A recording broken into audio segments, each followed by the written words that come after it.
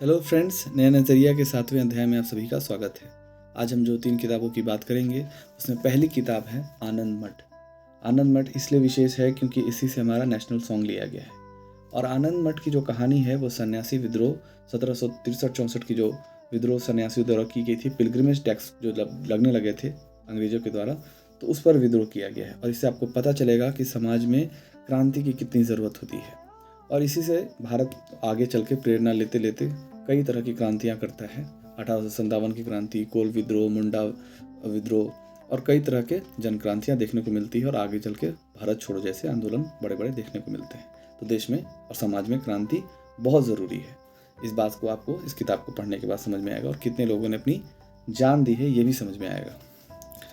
दूसरी किताब है अग्नि की उड़ान। ये APJ अब्दुल कलाम की ऑटोबायोग्राफी है। और इसमें आपको समझ में आएगा कि समाज में रहते वक्त आपको सपना देखना कितना ज़रूरी है, समाज से हटकर कितना रहना ज़रूरी है।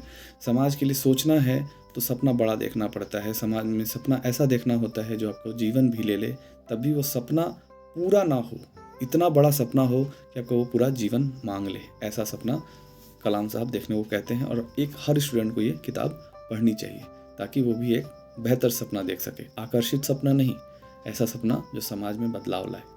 तीसरी किताब है मैला आंचल, जिसे फणीश्वर नाथ रेणु ने लिखी है।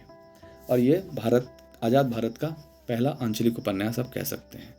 और इसमें कहानी है एक डॉक्टर की जो एक गांव में जाकर इलाज करने का सपना देखता है कि वो गांव में जाकर इलाज करेगा, लेकिन वहाँ के जातिवाद, धर्म को लेकर जो भेदभाव रहती है, राजनीतिक चेतना नहीं रहती है। क्योंकि ये कहानी जो है वो आज़ादी के जस्ट बाद की कहानी है। 1947 के बाद भारत किस तरह का है, आज़ाद होने के बाद भारत का समाज कैसा है, क्या उस समय की रूढ़िवादी अभी नहीं दिखती।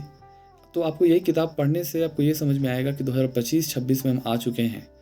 क्या हम अभी भी उन सामाजिक रूढ़िवादियों से जूझ नहीं रहे?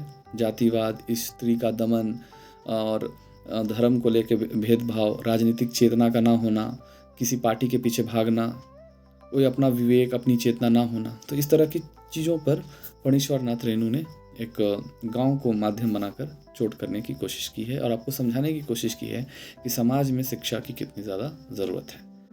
और अंत में अगर आपको इन तीनों किताबों की डिटेल में समरी चाहिए तो आपको अध्याय 19, 20 और 21 इसी चैनल पर देखनी चाहिए। इसमें हमने डिटेल में इस बुक पर बात की है। तो आज के लिए इतना ही। धन्यवाद।